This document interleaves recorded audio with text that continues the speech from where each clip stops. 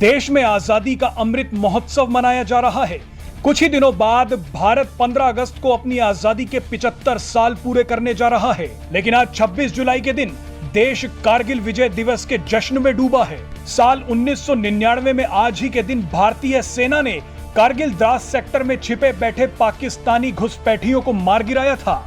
इस दौरान भारतीय सेना के जवानों ने अपने से अधिक ऊंचाई पर बैठे पाकिस्तानी सेना के जवानों से सीधी लड़ाई लड़ी थी और पाकिस्तान को इस युद्ध में हरा दिया था। लेकिन कारगिल युद्ध से जुड़ा एक किस्सा आज भी देश के कई लोगों को नहीं पता है। कारगिल की लड़ाई में अगर भारत को सबसे ज्यादा किसी देश की मदद मिली तो वो इजराइल था। कारगिल जंग के दौरान इजराइल ने भारत को मोर्टार और गोला बारूद देकर सहायता की थी। इजराइल ने कहा कि वो उन चुनिंदा देशों में शामिल था जिसने कारगिल युद्ध के दौरान भारत को प्रत्यक्ष रूप से मदद की थी। इजराइल ने बताया कि युद्ध के दौरान उसने भारतीय वायुसेना के मिराज लड़ाकू विमानों के लिए लेजर गाइडेड मिसाइलें भी प्रदान की थी। अंतरराष्ट्रीय समुदाय के दबाव के बावजूद इजराइल ने भारत की मदद की।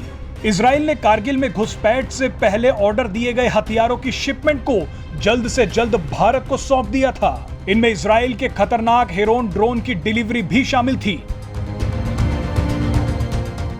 कारगिल युद्ध के दौरान इजराइल ने भारत के लिए संकट मोचक बनकर सहायता की थी। दोनों देशों के बीच आनन फानन में नए हथियारों की खरीद के समझौते हुए।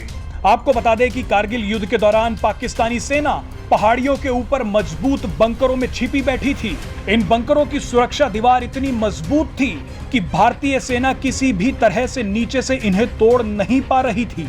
इसके अलावा भारतीय वायुसेना के पास उस समय ऐसा कोई बम नहीं था जो दूर से पाकिस्तानी सेना के इन बंकरों पर एकदम सटीकता से निशाना लगा सके।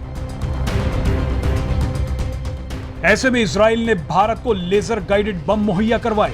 इन बमों को मिराज लड़ाकू विमानों में लोड किया गया, जिन्होंने एक के बाद एक कई पाकिस्तानी बंकरों को बर्बाद कर दिया।